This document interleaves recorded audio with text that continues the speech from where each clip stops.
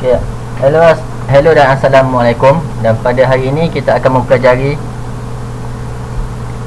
Chi kuasa 2 untuk varian tunggal. Okey, bagi objektif pelajaran pada hari ini ialah mengenal pasti syarat bagi nilai ujian varians tunggal. Yang kedua, memahami definisi yang digunakan dalam pengujian hipotesis untuk varians. Yang ketiga, menyatakan hipotesis null dan hipotesis alternatif untuk ujian varians.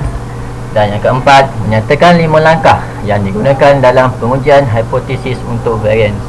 Dan yang terakhir, menguji varians atau sisihan piawai dengan menggunakan ujian Chi kuasa 2. Untuk pengenalan, taburan Chi kuasa 2 adalah digunakan untuk membina selang keyakinan untuk varians tunggal atau sisihan piawai. Taburan ini juga digunakan untuk menguji tuntutan tentang varians tunggal atau sisihan piawai. Apabila kita menguji tuntutan tentang varians tunggal menggunakan Chi kuasa 2, terdapat 3 situasi, iaitu yang pertama, mencari nilai kritikal Chi kuasa 2 untuk alfa yang ditetapkan apabila pengujian hipotesis adalah hujung kanan.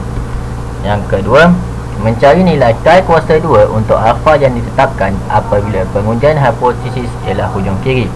Dan yang terakhir, mencari nilai kritikal Chi kuasa 2 untuk alfa yang ditetapkan apabila pengujian hipotesis ialah dua hujung. Okey. Bagi formula untuk nilai ujian varians tunggal ialah Chi square nilai sampel tolak dengan 1 didarab dengan sampel variance dibahagikan populasi variance. Terdapat 3 ciri-ciri ujian variance tunggal. Yang pertama, sampel mestilah diambil secara rawak daripada populasi. Yang kedua, kajian mestilah bertaburan normal untuk kajian yang dikaji. Dan yang ketiga, pemerhatian mestilah bergantung antara satu sama lain. Terdapat 5 langkah dalam pengujian hipotesis. Langkah pertama, menyatakan hipotesis dan kenal pasti tuntutan. Terdapat 3 jenis tuntutan, iaitu yang pertama, 2 hujung kanan dan hujung kiri. Langkah kedua ialah mencari nilai kritikal di dalam jadual Chi kuasa 2. Bagi graf 2 hujung, terdapat 2 lorekan di sebelah kiri dan kanan.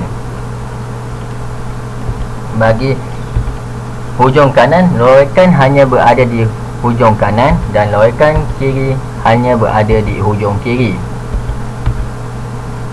Langkah ketiga ialah mengira nilai ujian seperti formula di atas, iaitu Chi square bersamaan size sampel ditolak dengan 1 darabkan dengan sampel variance dan dibahagi dengan populasi variance.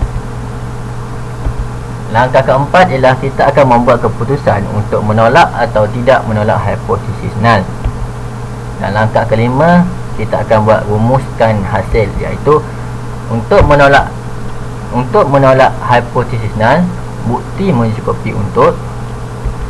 Bagi tidak menolak hipotesis null, bukti tidak mencukupi untuk. Jika tuntutan pada hipotesis null, kita akan menolak tuntutan.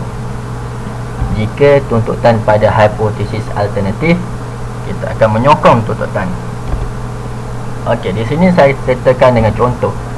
Contoh pertama, cari nilai kritikal bagi saiz sampel 18 diberi alfa bersamaan 0.05 dan ujian yang dijalankan ialah hujung kanan.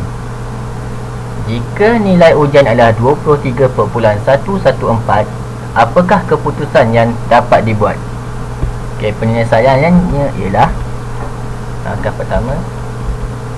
Okey, di sini graf menunjukkan area kawasan di sini bernilai 0.05 dan kawasan berloret adalah 0.05. Yang kedua, cari nilai di sebelah atas dengan darjah kebebasan di laju sebelah kiri K kuasa 2, nilai kritikal berada di lajur yang bertemu. Okey, alfa bernilai 0.05, manakala nilai kebebasan kita akan saiz sampel kita akan tolak 1 untuk dapat nilai kebebasan, iaitu 18 ditolak 1, kita akan mendapat nilai 27.587. Okey, dalam graf ia akan menunjukkan kawasan yang berlorit iaitu 27.57 dan nilai yang dibagi ialah 23.114. Okey, jika nilai ujian tidak termasuk dalam kawasan kritikal, kita tidak akan menolak hipotesis null kerana nilai ini tidak berada dalam kawasan yang berlorit. Okey, untuk contoh kedua, cari nilai kritikal K kuasa 2 untuk darjah kebebasan 17 apabila alfa bernilai 0.01 dan ujian ialah hujung kiri. Jika nilai ujian ialah 6.9, apakah keputusan yang perlu diambil? Langkah pertama, kita hendaklah menyatakan hipotesis dan kenal pasti tuntutan.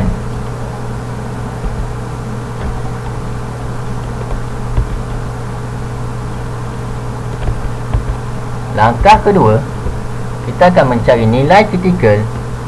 Ujian ini ialah ujian hujung kanan, jadi darjah kebebasan ialah 17 ditolak dengan 1 akan mendapat 16 dan alfa bersamaan 0.01. Apabila nilai ujian ialah hujung kiri, nilai alfa mesti ditolak dengan 1, iaitu 1 ditolakkan dengan 0.01 untuk mendapatkan nilai 0.99. Bahagian kiri jadual digunakan kerana jadual K kuasa 2 memberi luas di sebelah kanan dan statistik K kuasa 2 tidak boleh negatif. Jadual sudah ditetapkan supaya memberi kawasan untuk menilai 99%. Okey, langkah ketiga ialah kita akan membuat keputusan. Keputusannya ialah untuk tidak menolak hipotesis null kerana nilai ujian 6.9 yang mana lebih besar dalam kritikal 5.812 yang tidak jatuh pada kawasan berlorit. Apabila nilai ujian tidak berada dalam kawasan berlorit, kita tidak akan menolak hipotesis null. Okey. Langkah keempat, rumuskan uji kaya. Terdapat bukti yang mencukupi untuk menyokong tuntutan.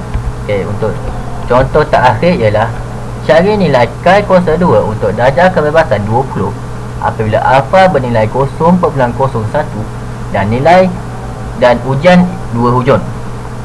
Jika nilai ujian ialah 9.5, apakah keputusan yang perlu diambil? Okay.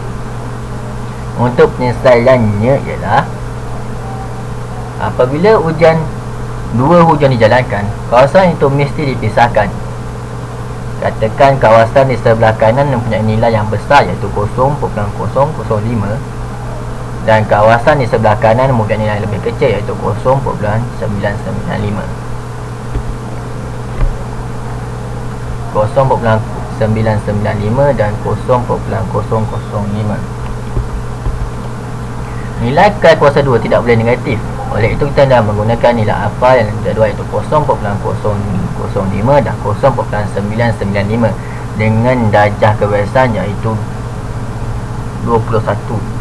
Nilai kritikal ialah 39.9997 dan 7.434. Langkah ketiga ialah membuat keputusan. Keputusannya tidak menolak hipotesis null kerana 9.5 yang mana lebih besar daripada nilai kritikal 7.434 dan lebih kecil daripada 39.997 dan tidak jatuh pada kawasan kritikal. Langkah keempat ialah rumuskan hasil uji kaji. Tiada bukti yang mencukupi untuk menyokong tuntutan. Sekian, terima kasih.